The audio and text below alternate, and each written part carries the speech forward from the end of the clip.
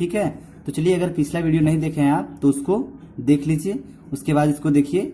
ठीक है, तो चलिए देखिए, पहला सवाल क्या है इसमें, NaCl के एकक सेल का आयतन 1.81 गुणे 10 की घात -22 सेमी क्यूब है। ठीक, ये क्या दिया है, आयतन दिया है। NaCl का एकक सेल के घनत्व की गणना कीजिए, घनत्व पूछ रहा है। तो एक फार्मूला होता है, पहले हम आपको वो लिख के दिखा देते हैं, उसके बाद हम देखो सवाल लगाने का कुछ ट्रिक ये होता है कि पहले हम इस सवाल में ये ढूंढते हैं कि इसमें दिया क्या क्या है और हमको निकालना क्या है। ठीक, तो देखिए पहले कह रहा है NaCl के एक एक सेल का आयतन कितना दिया है, मतलब A क्यूब दिया है 1.8 1 गुणे 10 घाते -22 सेमी क्यूब। ठीक, तो ये क्या दिया है, A क्यूब दिया है। क्लियर है। अब देखिए क्या, अब पूछ रहा है घनत्व, मतलब D पूछ रहा है। D मतलब डेंसिटी, डेंसिटी मतलब घनत्व, ये पूछ रहा है। अब एक जरूरी बात आपको बता दे कि ये जो NaCl होता है, सोडियम क्लोराइड, ये कौन सी संरचना होता है, कैसी संरचना होती है, FCC संरचना होती है। ठीक, FCC संरचना में परमाणु संख्या कितनी होती है, 4 होती है। ठीक, तो यहां हम लिख लेंगे Z बराबर 4। ये क्लियर हो गया आपका। अब देखिए एक फार्मूला होता है, हम उसको आपको लिख के दिखाते हैं, उसके बाद करते हैं। ठीक, तो देखिए एक फार्मूला होता है D बराबर Z इंटू M बट्टे A क्यूब Na। ठीक, अब आप पूछेंगे कि ये Na क्या है। अब Na है अवोगैड्रो संख्या। ठीक, अवोगैड्रो संख्या कितना होता है आपको पता होगा, और नहीं पता होगा तो चलिए हम इसको लिख के दिखा देते हैं। 6.022 गुणे 10 की घात 23, ये होता है अवोगैड्रो संख्या। क्लियर है, इतना समझ में आ रहा है आपको। चलिए तो आगे देखिए, हो गया। अब हम इसमें बारी बारी सबका वैल्यू पुट करेंगे, तो हो जाएगा D बराबर Z की वैल्यू कितना है, 4 है। ठीक, आप एकदम स्टेप बाय स्टेप देखिएगा, ठीक है, समझाते जा रहे हैं हम। फिर इनटू, अब M की वैल्यू क्या है, अब M तो पता नहीं हमको, अब M भी हमको क्या करना होगा, निकालना होगा। तो चलिए हम आपको साइड में निकाल के दिखा देते हैं। ठीक, तो जब देखिए निकालते हैं, तो ये क्या है, NaCl। ठीक, NaCl का वैल्यू कितना होता है उसको निकाल के हम दिखाते हैं। तो Na का कितना होता है, 23 होता है। ठीक, प्लस अब Cl का कितना होता है, 35.5 होता है। ठीक, इतना होता है। अब इसको हम जोड़ देंगे, तो जोड़ने के बाद क्या आएगा, देखिए 5 हो गया, 5 3 8 हो गया, 0.5, ये इतना आएगा। किसकी वैल्यू, M की वैल्यू आ गई। क्लियर है इतना। तो अब हम ये वैल्यू कहाँ रखेंगे, यहाँ पे रखेंगे। तो चलिए रख देते हैं। हो गया, समझ में आ रहा है एकदम स्टेप बाय स्टेप। ठीक, अब देखिए क्या करेंगे, अब नीचे है A क्यूब। A क्यूब की वैल्यू क्या है, अभी हमने आपको ऊपर दिखाया, A क्यूब की वैल्यू दिया हुआ है, तो उसको हम लिख लेंगे। तो क्या है, 1.81 गुणे 10 की घात -22। ठीक है, ये हो गया A क्यूब की वैल्यू। अब क्या है, Na रखना है, तो Na मतलब अवोगैड्रो संख्या, ये हो जाएगा 6.022 गुणे 10 की घात 23। ठीक है, इतना हो गया। अब चलिए देखिए क्या करते हैं, अब इसका हम इसमें मल्टीप्लाई कर देंगे और इसको हल करेंगे पूरी तरह से। तो क्या आएगा, आप हल करके देख लीजिएगा, हम तो हल कर लिए हैं। तो कितना आएगा, देखिए आएगा 2.14। ठीक, समझ में आ रहा है। अब इसके साथ मात्रक भी लिख देंगे। ठीक, तो मात्रक हो जाएगा ग्राम प्रति सेमी क्यूब। समझ में आ गया। तो ये एक सवाल आपका कंप्लीट हो गया पूरी अच्छी तरह से, समझ में आ गया। तो चलिए अब हम आपको दूसरा सवाल बताते हैं। तो चलिए दूसरा सवाल देखते हैं कौन सा है। देखिए आप कैलकुलेशन करते चलिए ताकि आपको कोई डाउट ना हो, अगर बाय द वे मिस्टेक भी हमारे अंदर दिखाई दे तो आप कैलकुलेट करते रहेंगे तो आपको एग्जैक्ट वैल्यू भी पता चल सकता है। ठीक है, चलिए तो आप कैलकुलेट करते चलिएगा। तो चलिए अब देखिए अगला सवाल कौन सा है।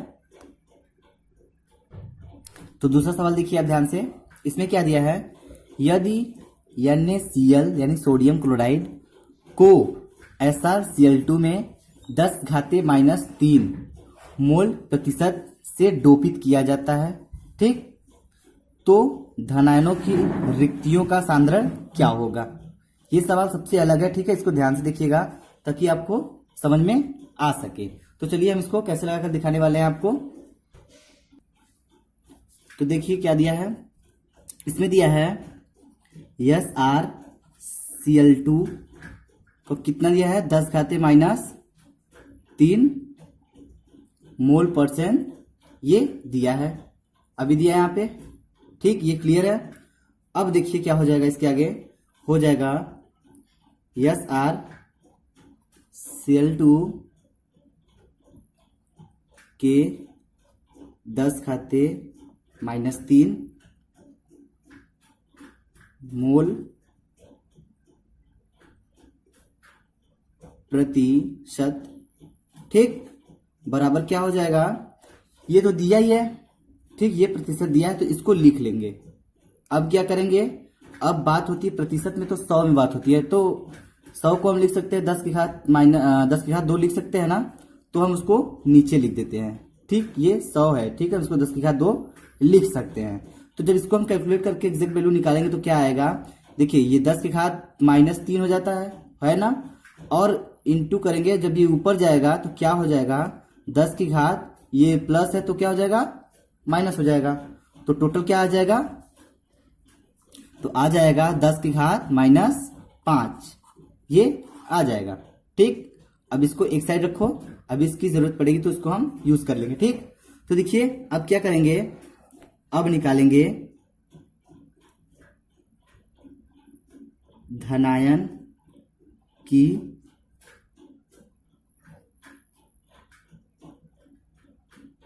रिक्तियों का सांद्रण, ठीक, ये निकालना है हमको, सवाल में भी बोला था ये निकालने के लिए, तो ये निकालना है, तो ये कैसे निकलेगा ये अब ध्यान से देखिएगा। तो ये क्या होता है, ये जो आया है, ठीक, 10⁻⁻5, तो इसमें हम अवोगाद्रो संख्या से क्या कर देंगे, मल्टीप्लाई कर देंगे, तो वो हमारा धनायन की रिक्तियों का सांद्रण निकल जाएगा। तो चलिए हम वो करके आपको दिखा देते हैं। तो देखिए अवोगाद्रो संख्या क्या होता है, आपको हम हर बार बता रहे हैं, इस बार भी बता दे रहे हैं कि आपको याद हो जाए, ठीक है। तो चलिए देखिए क्या हो जाएगा, 6.022 गुणे 10⁻23, ये क्या है, अवोगाद्रो संख्या है, इनटू, अब ये वैल्यू हम यहाँ पे मल्टीप्लाई कर देंगे, 10⁻⁻5 हो गया। अब इसको हम हल करेंगे तो क्या आएगा, 6.022 गुणे 10⁻18 आएगा, ठीक। तो ये दूसरा सवाल हो गया, समझ में आ गया आपको। चलिए अब ये समझ में आ गया, तो अब हम आपको तीसरा सवाल बताते हैं। तो देखिए तीसरा सवाल में क्या है, तीसरा सवाल है 58.5 ग्राम NaCl में इकाई सेलों की संख्या ज्ञात कीजिए। अब इकाई सेलों की संख्या ज्ञात कैसे होगा, तो चलिए आप इस वीडियो को ध्यान से देखिएगा, हम इसको बताने वाले हैं, स्टेप बाय स्टेप बताएंगे ताकि आपको समझ में आ जाए। तो चलिए देखिए, तो इसको निकालने से पहले हम क्या निकालेंगे, देखिए जो NaCl दिया है इसको ध्यान से देखिएगा, तो इसके मोलों की संख्या हम निकालेंगे। देखिए क्या हो जाएगा, NaCl के मोलों की संख्या, ठीक। तो ये कैसे निकलेगा, मोलों की संख्या क्या हो जाएगा, देखिए मात्रा बटे अणुभार,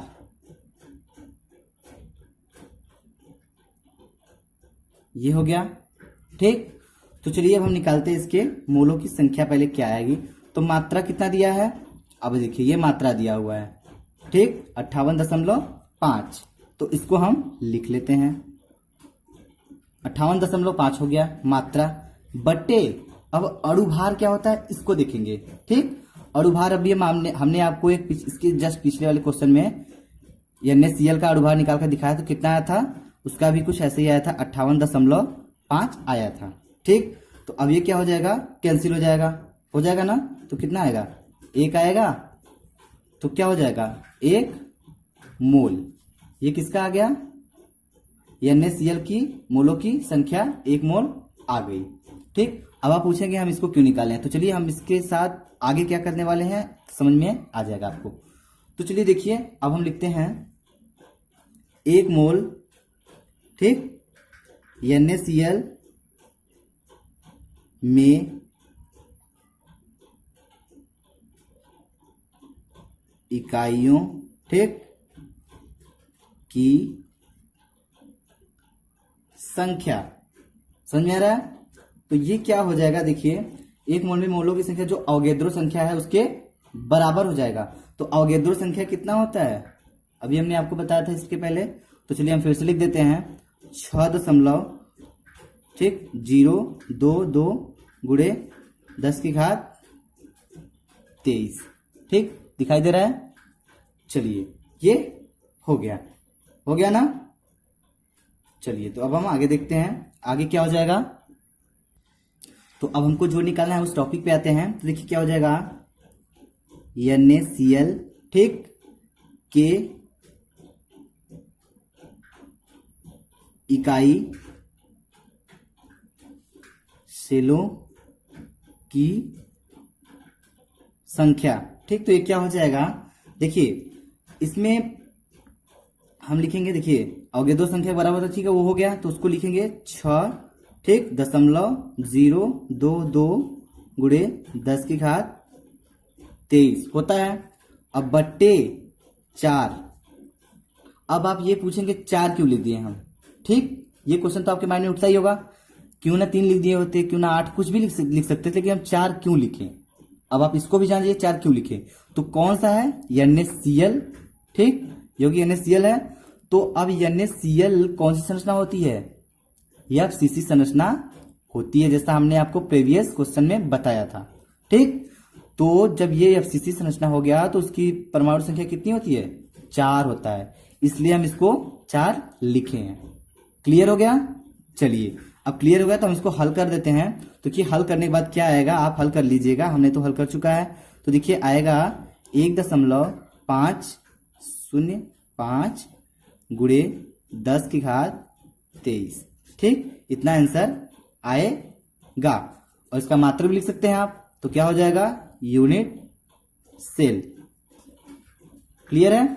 चलिए तो अब हम आपको अगला क्वेश्चन बताते हैं। तो अगला क्वेश्चन क्या है, देखिए अगला क्वेश्चन है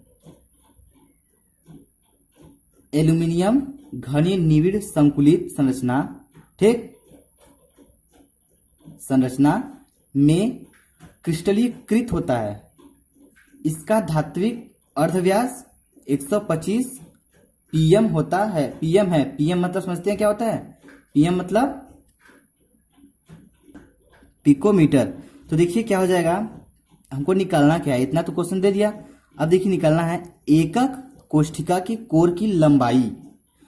किसकी निकालनी है, एकक कोष्ठिका की कोर की लंबाई निकालनी है। मतलब हमको कोर की लंबाई किससे दिखाते हैं, a, हमको यही फाइंड करना है। तो कैसे करेंगे, चलिए हम उसको आपको निकाल कर दिखाने वाले हैं। तो चलिए देखिए,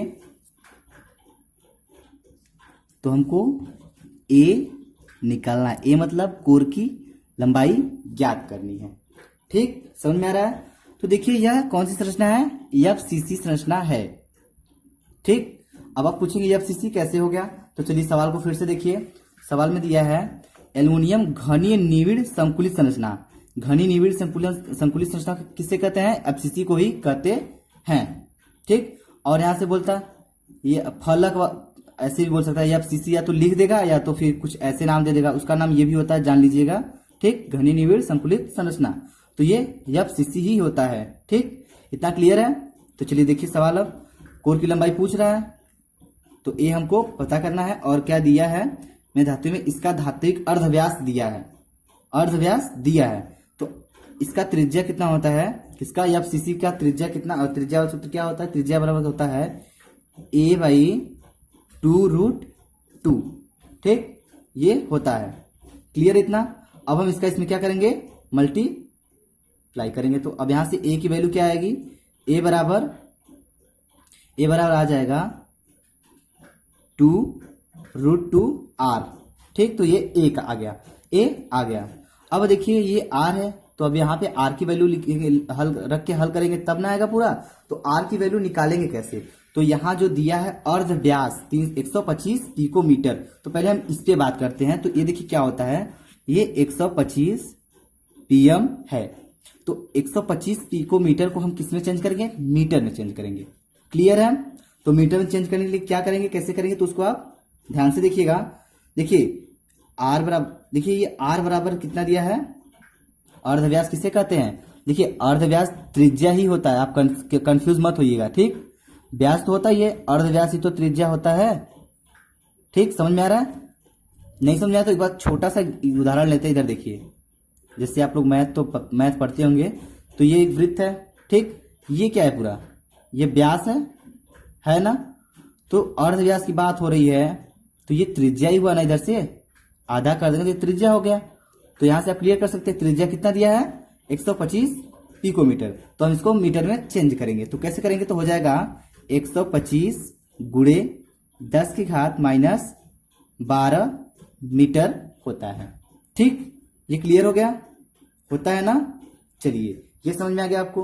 तो अब हम क्या करेंगे, ये वाली वैल्यू हम यहां पे रखेंगे और इसको हल करेंगे। तो देखिए क्या आता है, तो चलिए देखते रहिए स्टेप बाय स्टेप।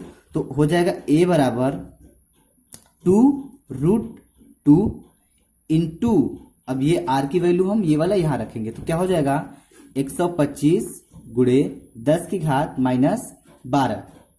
क्लियर है इतना? समझ में आ रहा है? चलिए तो अब देखिए क्या हो जाएगा a बराबर, अब ये 2 हो गया ना। अब √2 का मान क्या होता है उसको रख लेते हैं। आपको पता होगा √2 का मान क्या होता है, अगर पता है तो ठीक है, देख लीजिए इधर √2 का वैल्यू क्या होता है 1.41 √2 का मान होता है। तो अब हम ये वैल्यू यहां रखेंगे √2 के पास, तो हो जाएगा 1.41, ये हो गई, इंटू 125 गुणे 10 की घात -12। इतना क्लियर है आपका? अब देखिए क्या करेंगे, छोटी सी कैलकुलेशन करनी है, आप इसको कर सकते हैं। देखिए इसका मल्टीप्लाई इसमें करेंगे जो भी आएगा इसके साथ लिख देंगे। तो देखिए क्या हो जाएगा, हल करने के बाद आएगा एक, इसका मल्टीप्लाई इसमें करेंगे तो क्या हो जाएगा, फिर उसके बाद इसमें करेंगे। ठीक है, हो जाएगा। तो देखिए क्या आएगा, 250 गुणे 1.41 गुणे 10 की घात -12 आया। इतना क्लियर है? तो इसको हल करेंगे तो क्या आएगा, देखिए a बराबर 352 गुणे 10 की घात -12 आएगा। ठीक, ये किस में आएगा, मीटर में आएगा।